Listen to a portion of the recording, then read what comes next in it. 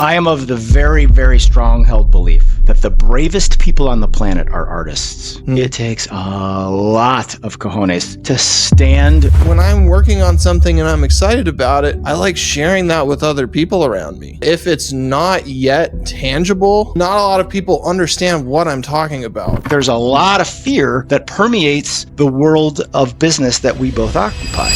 Welcome to the Creative Potential Podcast with your host, Chris Decker, bringing you the best in conversations designed to unleash your creative potential. There's a combination of both bravery and effortless that artists often showcase. There are a variety of ways that artists express and show their bravery. Those messages, imprinted super early, super subtly, super consistently, can have a remarkable negative effect as you express as an adult. When you know your core beliefs, everything changes, and your beliefs lead to your actions. What do you believe in? What do you stand for?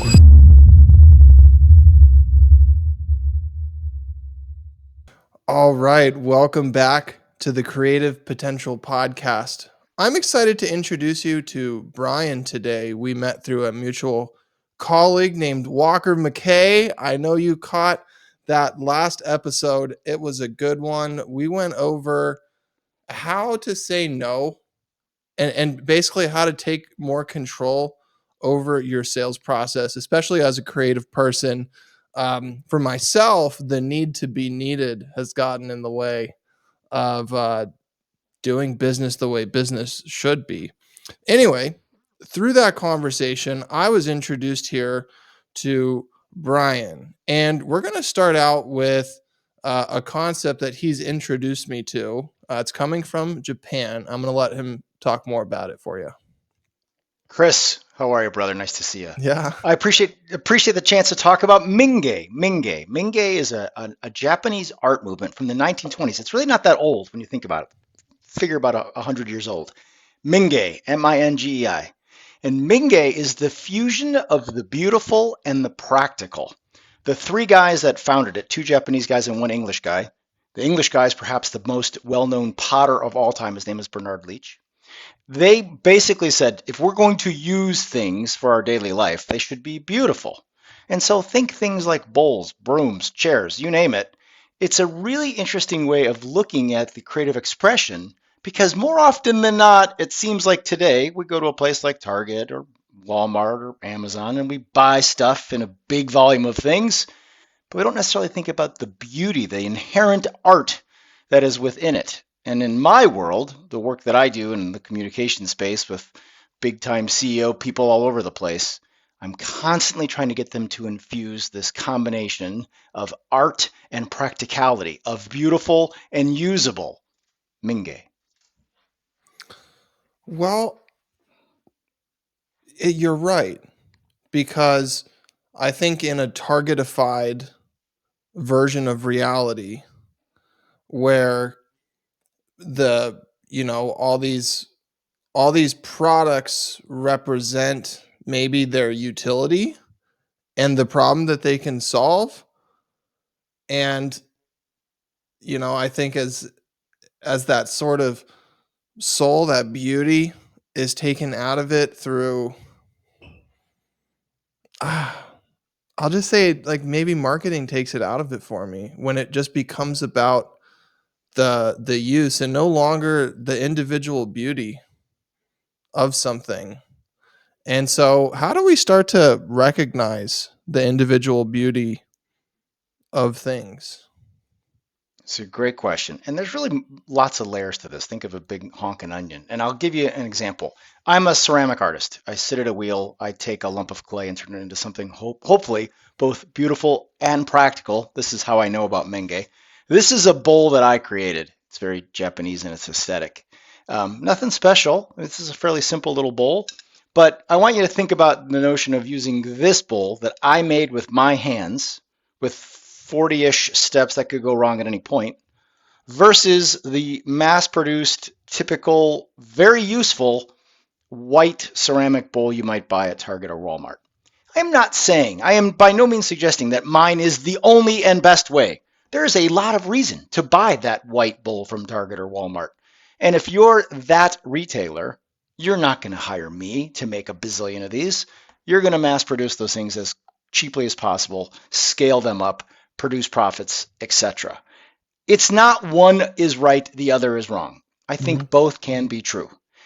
In the world that I occupy, that you occupy, that your listeners occupy, in the world of corporate world, America, I am suggesting that there is a time and a place to infuse art.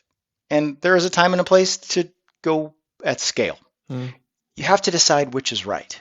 And it's interesting because that notion of infusing art into this world, I mean, it's things like presentations and slide decks. We've all seen a million of them. We've all sat through a billion of them.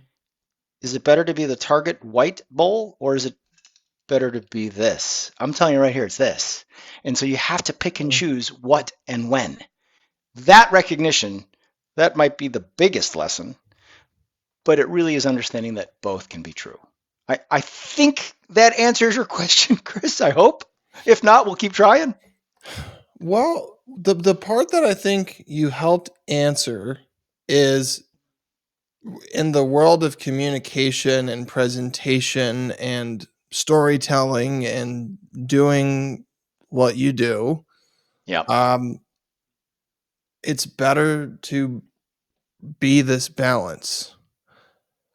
I would like to be specific as to why that's better, because it seems appealing to give a standardized talk on something that it's safe, it's predictable, it generates leads. Why would I mess with it? Now we're getting to the good stuff, right? Here's what I'm going to say, and just please let me be laborious for a moment. I am of the very, very strong held belief that the bravest people on the planet are artists. It takes a lot of cojones to stand, or in some other form of expression, and put yourself out there through your art. And I want you to consider what this could look like. I mean, yeah, we all know the Taylor Swifts of the world who stand on a huge stage, but she is singing her truth. She is putting her words to music and singing them out loud and asking us to judge whether it's good or bad. There are a variety of ways that artists express and show their bravery. And to me, that's what so deeply lacks within the business world that we occupy. I think people are afraid. I think they're afraid of being judged. I think they're afraid of being found out. I think they're afraid of looking somehow less than. I think there's a lot of fear that permeates the world of business that we both occupy. And so what do we do in that fear? We retreat to that safe spot. And for me, as a guy who works with super senior leaders in all kinds of different places and ways, and sales teams and sales leaders, you name it, being part of the masses, not being brave, following the well-worn path, that doesn't help your cause. You just become one of the many. I want the people I work with to be one of the few. I want them to stand out and people to notice. When things look effortless, when we see an artist at work, when we see T Swift up there doing her thing, we literally lean in. And when we see people that look labored, when it looks rough, we've probably seen a band or even like a middle school concert. When it looks labored, we literally push away. And so there's a combination of both bravery and effortless that artists often showcase. And I mean, it could be an athlete running down a field making a catch. It could be a celebrity chef making a dinner on TV that looks amazing. They all look effortless. They're creating art. They're doing their thing in a way that pulls us in. They're being brave. They're expressing themselves. For me, that's my work. That's my job as a coach, as a consultant, as a person, to help the clients I work with to find that bravery, to achieve effortless so that people lean in versus push away. I think I can relate to the moment of authenticity as an artist when I am truly revealing something that is real. And I know that you're listening to this show, you know the difference between what you made for money and then something that's real. Maybe the two are like, they can coexist, but I mean, like, when I just go do a painting in my garage because I have to, not because someone paid me. I'm being very specific right now. Sharing that, and it causes the lean-in effect that you're talking about, and I experience it. And sometimes I'm curious about that because I'm like, wow, this is so vulnerable. This is so vulnerable. My hiding place is AI. It's so easy. Hey, ChatGPT, can you give me a X, Y, and Z for this thing? And you know what? It's going to be passable. It's going to be just fine. And probably pretty dang good. Because honestly, AI is pretty dang good. But is it going to be real? And then, like, at least for me, the vulnerability part is hard because when I'm working on something and I'm excited about it, I like sharing that with other people around me.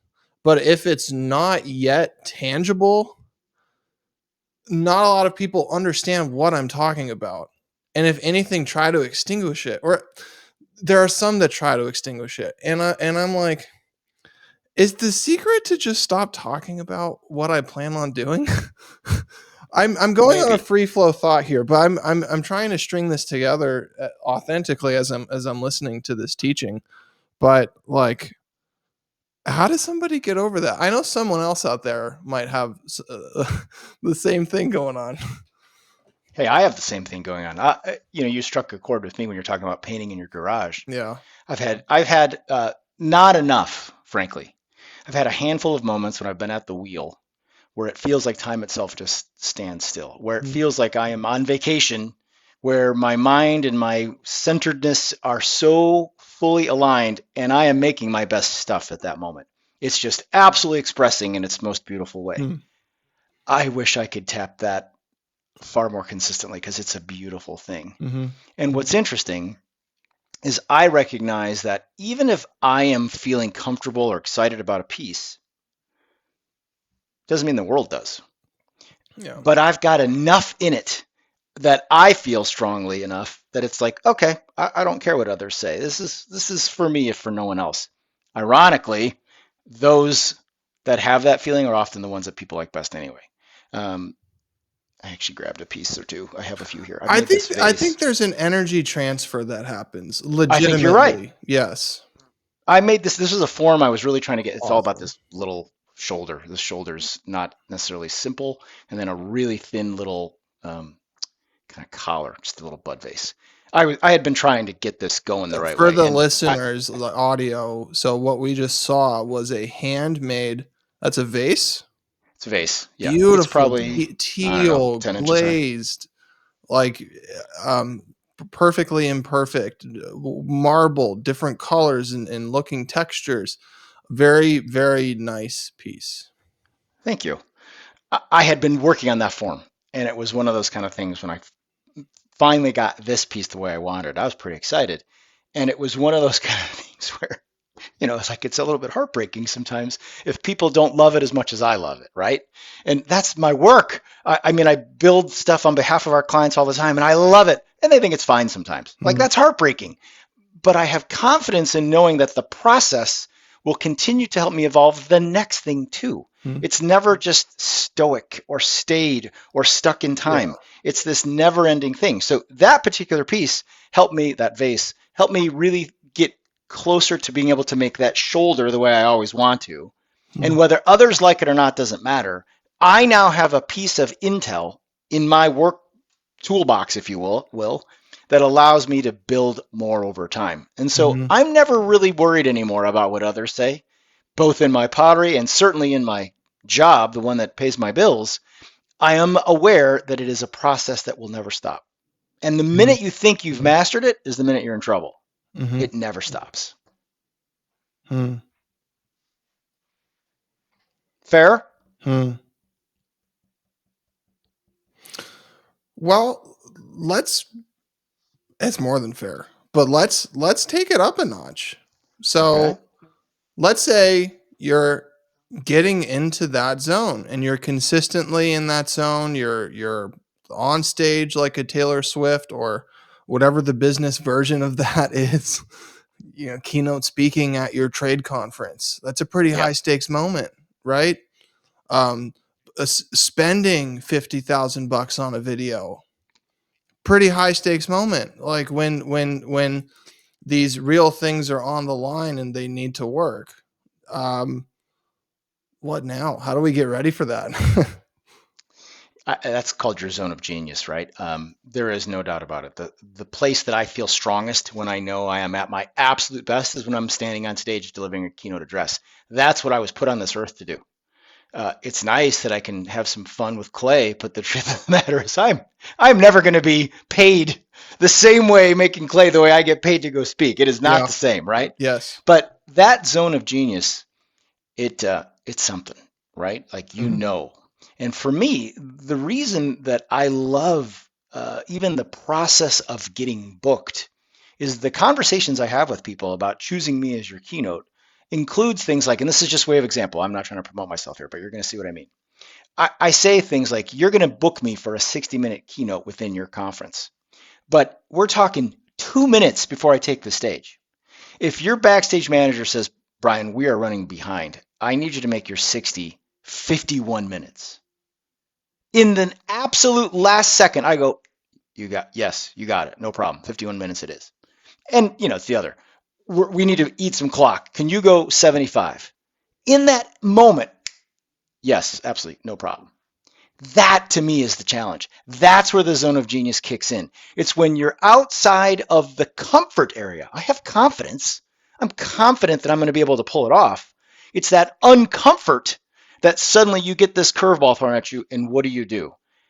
That to me is what this is all about. I love working with people that are in their zone of genius. Big difference than their zone of excellence. When you're in that zone of genius, you can take every pitch. Give me the high heater, no problem. Give me that curveball, I got it. Bring it. I'm ready to roll. That's where it's fun. Okay. I think we'd all like to know, or at least start to get a sense of what that zone of genius is. Is it this elusive thing, or is there a way to measure it or look at it more objectively? Oh, I think it's very much not elusive. Very much not. Okay, and we all please break my perceptions here. Like, I'm trying to grow. I would tell you the first thing first is understand that more often than not, I mean, like 98% of people never really run towards their zone of genius. There's a whole lot that holds people back. One of them is like paying the bills. And so you get stuck in this place where you might be really good at something, zone of excellence, but you just can't fully let go of those things that hold you back. And this is a big discussion that has lots of roots in psychology. We all need a psychotherapist. It's legit, right? There are like 4 main fears that hold people back. Mm-hmm. And so getting to that zone of genius, not easy. There's a book called The Giant Leap. Big Leap? Giant Leap. That hold people back from their zone of genius? Is that what you mean? Yeah, exactly. The author's name is Gay Hendricks. He's a really interesting dude. Great book. I think it's called The Big Leap, not The Great Leap. I just want to continue to point out why this barrier is so, it seems clear because you just said like 90+% of people are not following it. And there's 4 huge fears that prevent you from getting there. So I'm like, it's self-sabotage. I think we all really do want to get there. So how do we get through some of this stuff? Well, I'll give you like mine. Of the 4, the one that existed for me was as a little guy, in the most subtle and dubious of ways, I was told, in air quotes, not to outshine the parental unit. They were the one, really specifically, it was my mom. As long as she looked good, everything else fell in place. And so those messages imprinted super early, super subtly, super consistently can have a remarkable negative effect as you express as an adult. It took a lot of work for me to clearly see it, and that's one of the 4. It's really one of those kind of things that this zone of genius thing, I'm telling you, it's very legit. It occurs to all people, and it's a matter of doing the work to get past excellence and into genius. Part of it then too is really finding this tiny little niche. I mean, a guy like me, Speaking for a living is one thing. A guy like me playing guitar and singing for a living is another. Not a genius. No matter how hard I try, I just don't have it, right? And so you got to find your thing, and then you got to do the work. It's both. Make sense? Hmm. Hmm. Can we explore finding your thing? Sure. How do you get there? What are some good places to start? What kind of frame of mind? What questions do I need to ask? Where do I look? Give me some clues. I actually think it's really knowing what you stand for. And, this is, I'm perhaps the wrong guy to talk about this because I'm so remarkably biased. I wrote a best-selling book in 2019 called Stand for Something. So, I mean, like, this is my life's work in some regard. I think when you know your core beliefs No, you're not. deeply, clearly, No, we shouldn't talk about your life's work. You might know it too intimately. fair. When you know your core beliefs, everything changes. And let me make this super clear. Your beliefs lead to your actions. I'll give you a silly example. If you believe sushi is nasty, gross, slimy, disgusting, raw awfulness, you're not going out for sushi. You're going to maybe have a pizza or a burger or something. But your belief about sushi being yuck is going to lead to your action. You're going to go for a burger. Beliefs lead to actions. If you know what you stand for, if you know your core beliefs, it becomes so much easier to find the right path. It's things like I believe in trying my very best to eat as healthy as possible. I would never smoke a cigarette. I very limited, like a drink a month. It's just my thing, right? Like this is what I believe in about a certain kind of lifestyle. My wife and I go for hikes and walks all the time. We're off to Moab next week for a week-long adventure. Like this is how we believe the world should go and be. So our actions are then dictated from that. So many people just do. They just kind of go through life. And I've done this a lot. I've spoken with lots of people, like thousands. And I've gotten in their grill a little bit. And I've said, what do you believe in? What do you stand for? And they give you the look like, I have no idea. They've never taken the time to codify it. So for me, the number one thing is to start right there. And here's the hack. This is the answer you're looking for, Chris, is you can actually scribe your activities. Like take notes. What do I do? And then you can reverse engineer. I'll give you a really easy example. I'm one of those guys that believes deeply in sending cards. Yeah, I send emails and texts and that kind of stuff to wish people a happy birthday. But I have a stack, like literally right here, right next to me, in a drawer, probably 50 greeting cards at the ready, roll of stamps, ready to go. I send cards. That's an action that I take. I believe in elevating people. And I think it's way too easy to send a text. It's way too easy to leave a simple email. I like the action of writing with a pen on a card that goes in the US mail that someone receives in their mailbox. They feel it a lot more. That goes to my belief of elevating people. So my actions are actually easy to deduce there. I could look at what I do. Oh, I believe in sending cards. I've got a stack ready. I do them consistently. I like to make people feel a certain way. You can deduce by reverse engineering your actions. You can figure out what it is you stand for. That helps. Just to break it down, action log. Yeah, good word. I'm going to steal that. I'm totally going to steal that. Chris, you're not going to get any credit for it. Well, this is your the process, action log. dude. This is your process. I'm not describing anything else other than what you just said. I love those words, though. Yeah, the action log. It is a series of actions that your character, you, takes throughout the day. And there's no judgment. It's just, what you did.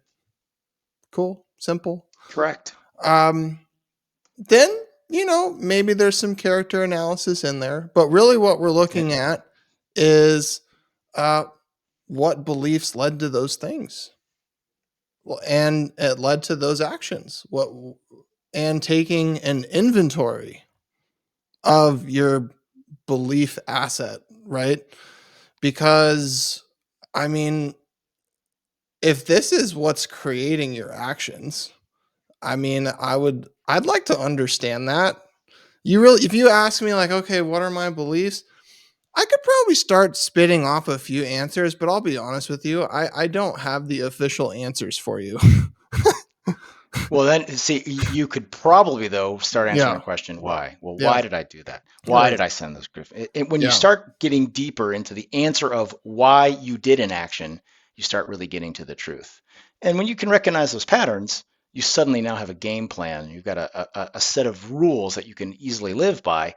It becomes way easier to find your path versus just the hodgepodge, random, whatever happens, blowing in the wind style, which is so many people. There is a significant difference in the way you feel at the end. And art is an interesting thing. Whether it's painting, ceramics, metalwork, you name it, we kind of tend to find a medium that we dig. You know, like we try a bunch of things and somehow you kind of gravitate towards one. This is not that dissimilar. It's just a matter of understanding why and asking that question. Why did I make that choice? Why did I do that? Did it serve me? Did it not serve me? Will I do it again? Etc. Going deep, it can really reveal a lot. It can also be a lot, like call your therapist sometimes. It could get real ugly. But life isn't always a bed of roses, you know? You got to get into that stuff. I'll add one more thing. I just want to add one more thing. Odds are people have told me, like yesterday when I'm on a call with someone and he said, I think I just saw you in your zone of genius. And I'm Whoa. thinking, when the F was that? What was I actually talking about? What do you mean? But luckily I have a call recording so I can go take a look, which is a whole other topic. I love game tape feedback. You seen Being those able to watch commercials it where they, back. Go through the uncomfortable process of watching yourself do the thing that you want to be better at, and just like study yourself. And it's remarkable how hard and simple that is at the same time. So I'll tell you a quick story about that. sure. I love to watch the video of any presentation that I give. And sometimes we're talking, you know, big boy stages with lots of people Yeah. in the room, like thousands. And I was watching a video of me taking some notes on some things, and my wife walked into my office and she starts watching. And she doesn't say anything, she's just kind of looking. And she goes, "You're angry." I said, "What do you mean?" She's like, "You're on your soapbox. You're angry." Ooh, that's a little bit of insight I didn't quite see. So Yeah. sometimes even being open to your own feedback. Like I think I had just kind of closed off a wall and I was looking for more nuance of like, what did I say? How did I say it? Where was I on? Those kind of like tactical things. She saw the deeper truth. And that was very revealing. And it really helped me change how I went into some things. I started practicing uh, gratitude, sort of a pre-game gratitude, far more frequently. Like it wasn't, I got to do this. It was, man, I get to do this. And that changed the way I expressed on stage. And I used the tape to kind of see it with a little help from my bride. So yeah, I'm all about the game footage. Bring it on. Awesome. Well, if this is how cool the conversation with Brian is, 27 minutes in, just imagine how great all his other stuff is. So where can we find more from you? The best way to check me out is to go to my website, which is squareplanet.com, and just think round Earth and basically do the opposite. Squareplanet.com, lots of links, lots of little avenues to go see what's what and, you know, check out some stuff. And I hope people do. Also LinkedIn, of course. You heard the man. Go follow him. That's it.